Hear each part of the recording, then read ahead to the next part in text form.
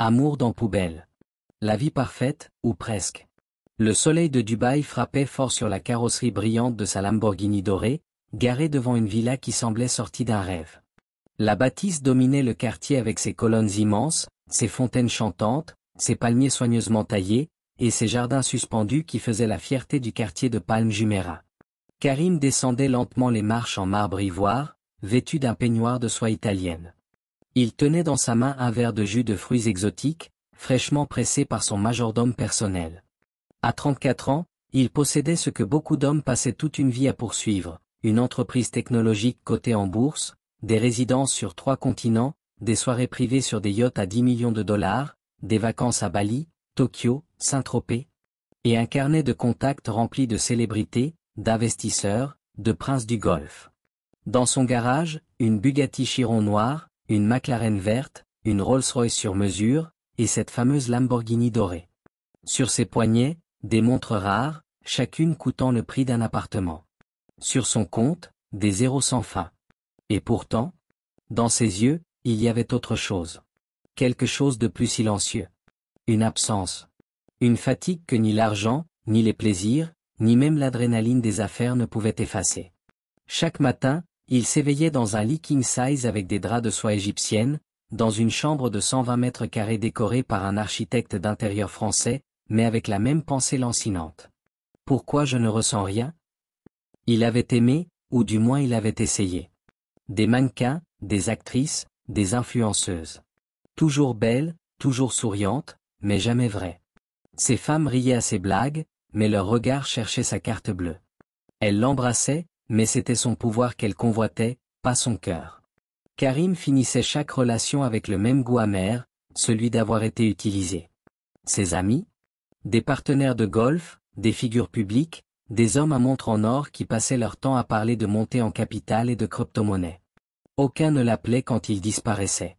Aucun ne posait la seule question qu'il espérait un jour entendre, « Comment tu te sens vraiment ?» Il était riche, célèbre, envié. Mais seul. Et plus les années passaient, plus cette solitude devenait oppressante.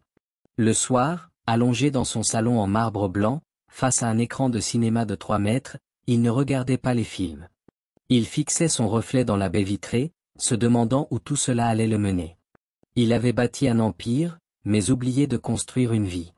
Le monde le voyait comme un homme comblé. Mais au fond de lui, il savait que quelque chose de fondamental lui manquait. Quelque chose que ni son argent ni son succès ne pourraient jamais lui offrir. Ce vide, il ne pouvait plus l'ignorer.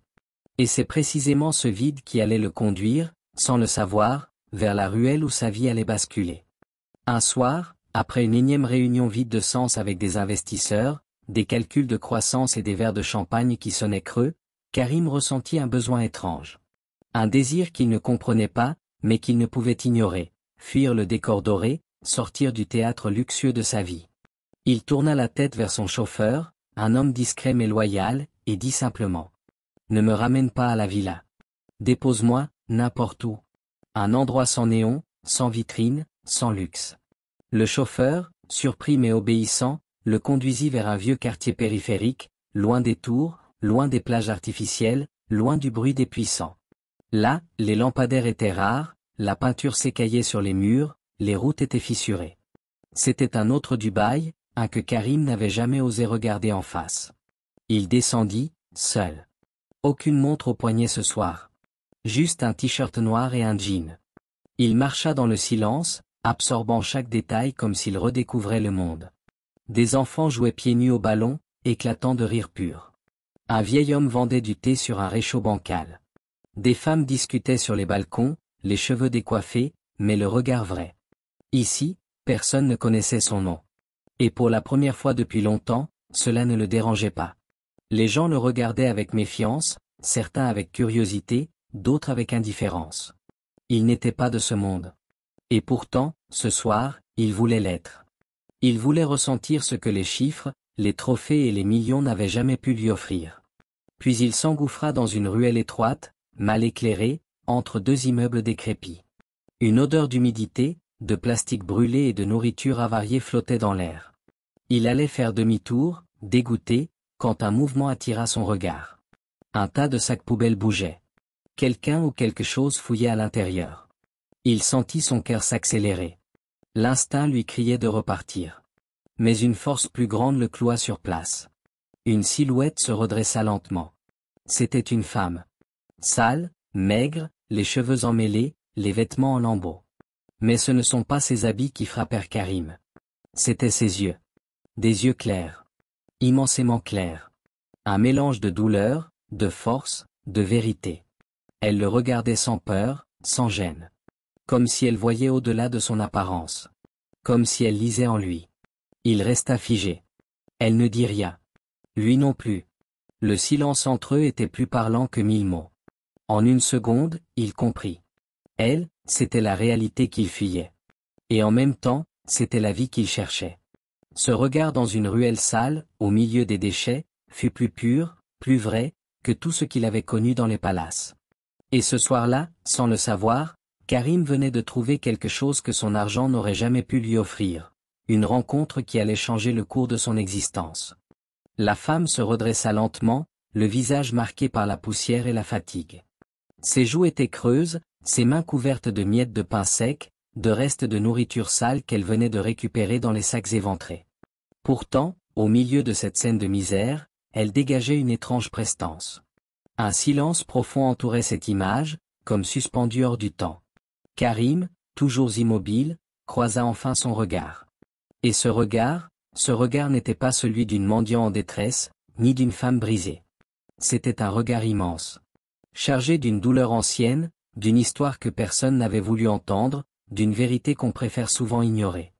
Mais ce regard portait aussi une fierté farouche. Une lumière qui survivait à tout.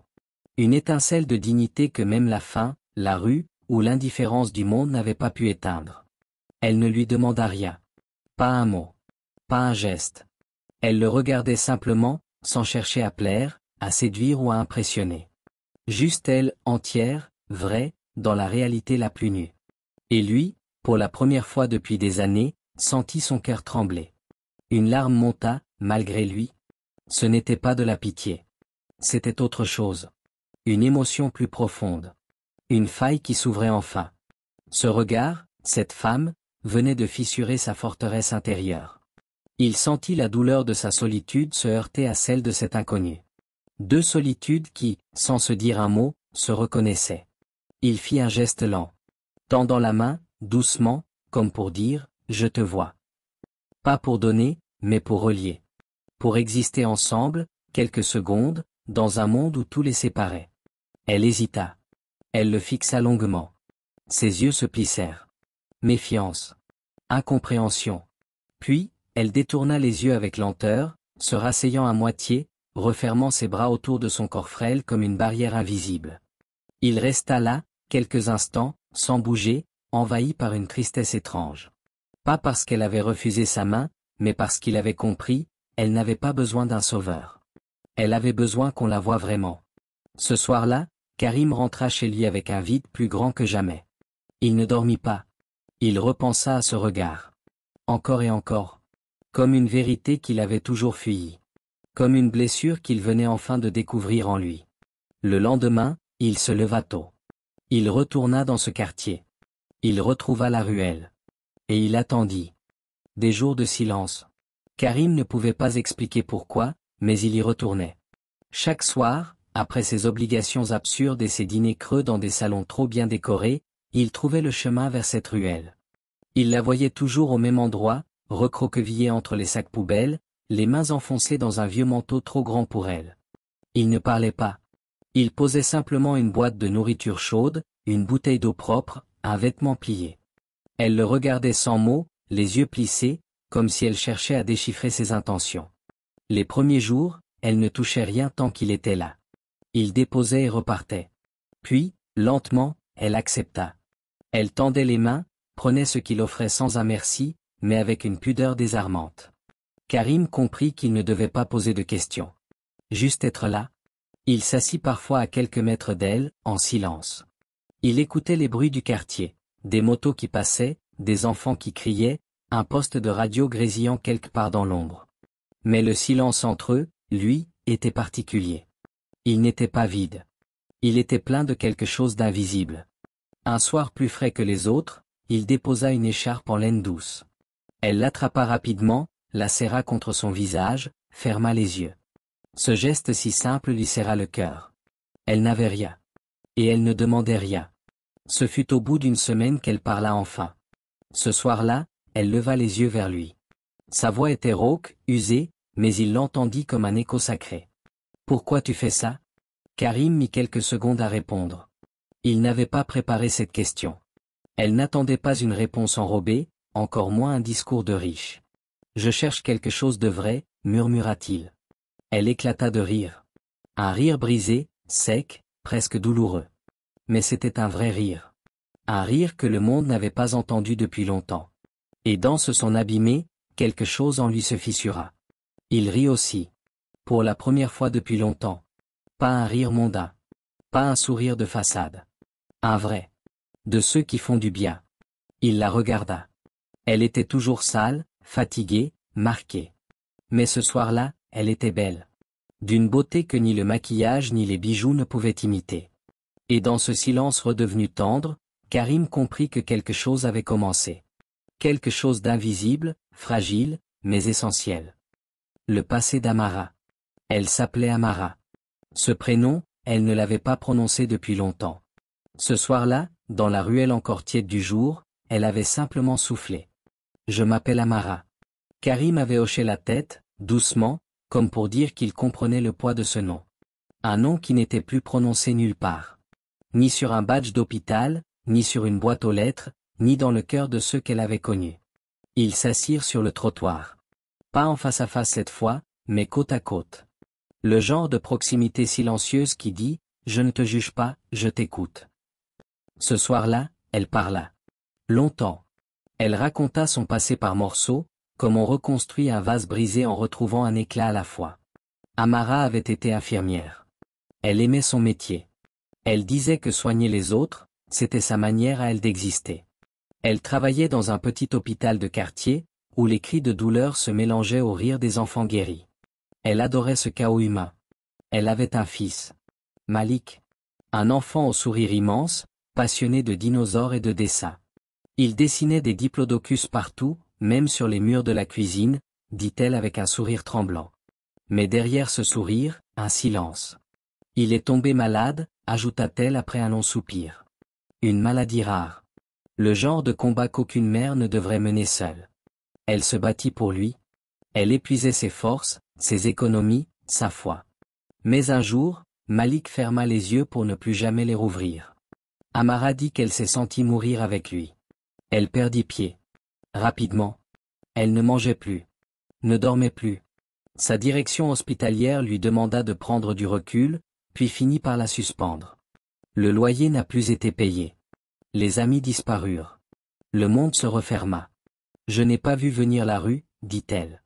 Elle m'a avalé doucement. Une nuit, je me suis réveillé sur un banc, et j'ai compris que j'y étais.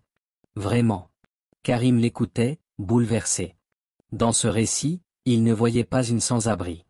Il voyait une femme, une mère, une âme écorchée. Elle avait tout donné. Et le monde ne lui avait rien rendu. Il parlait chaque soir désormais. Pas de pitié. Juste deux êtres humains. Pas de statut, pas de fortune. Juste deux cœurs écorchés qui se reconnaissaient.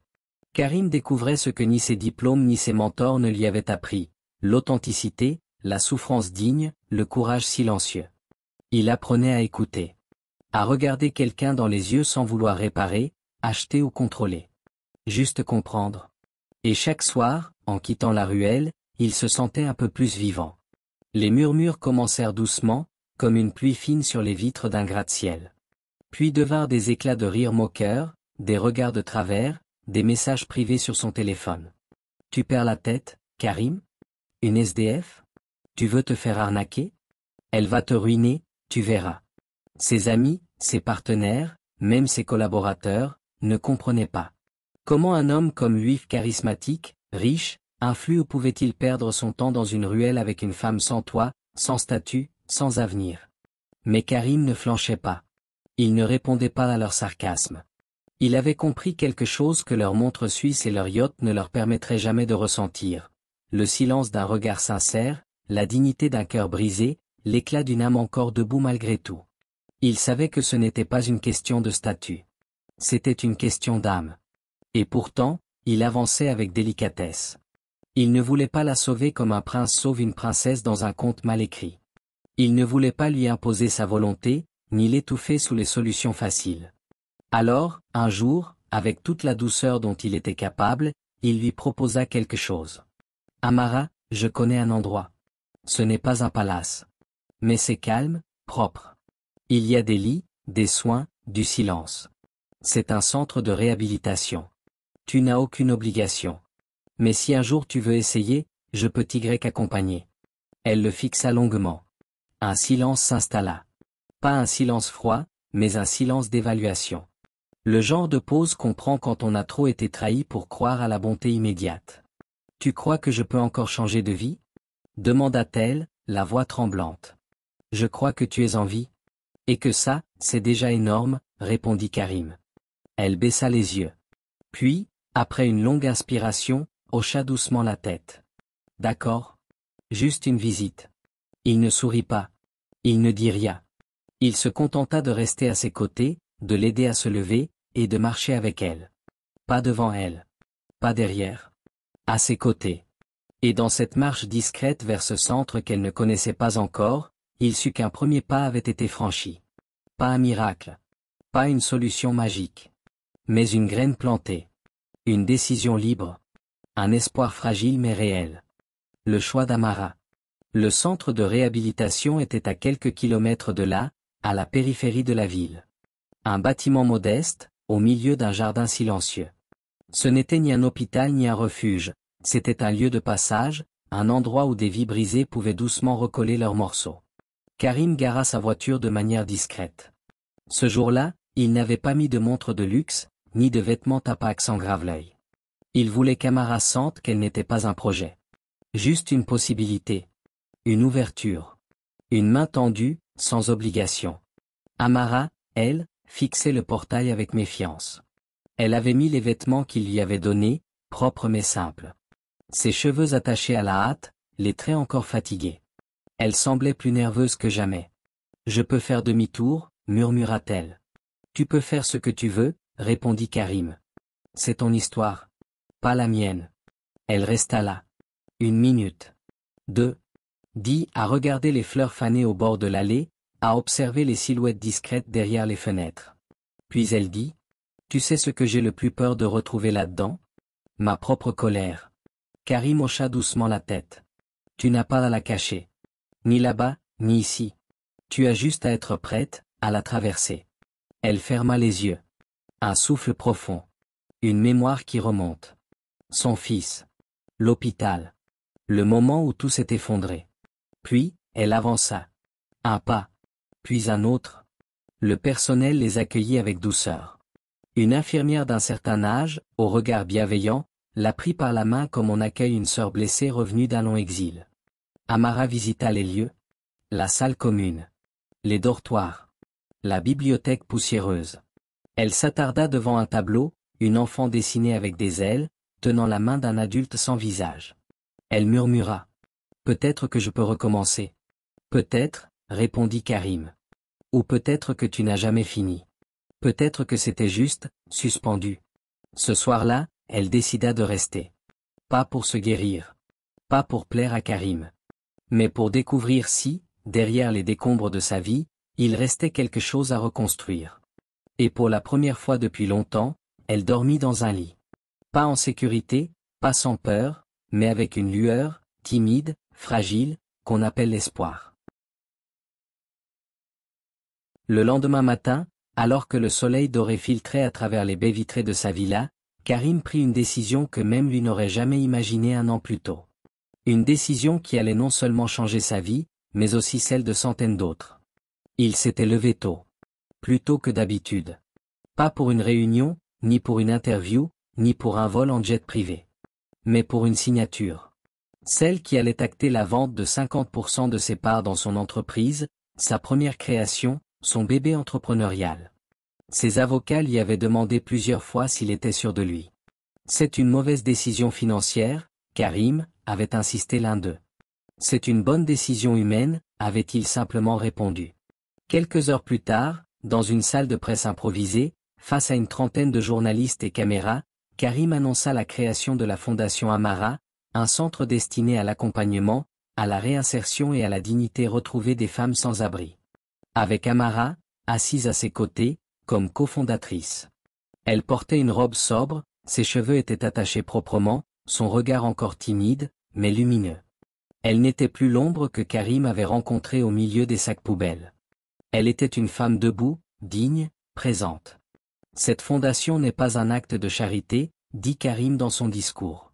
C'est un acte de vérité. Parce que j'ai rencontré, dans la rue, l'une des âmes les plus fortes que j'ai jamais connues. Et que l'amour ne juge pas par les apparences, mais reconnaît la lumière dans la poussière. Les flashs crépitèrent. Certains journalistes souriaient, d'autres fronçaient les sourcils. Les titres sortirent dans l'heure. Journal Le Millionnaire qui a tout quitté pour une SDF. Journal Coup de buzz ou vraie histoire d'amour? Journal Karim et Amara, un conte moderne? Les critiques fusèrent sur les réseaux sociaux. Certains l'accusaient de chercher une nouvelle image publique. D'autres s'indignaient du mélange entre business et romance. Mais ceux qui les voyaient ensemble, savaient. Car quand ils la regardaient, il n'y avait plus de caméra, plus de bruit, plus de jugement. Il y avait un silence.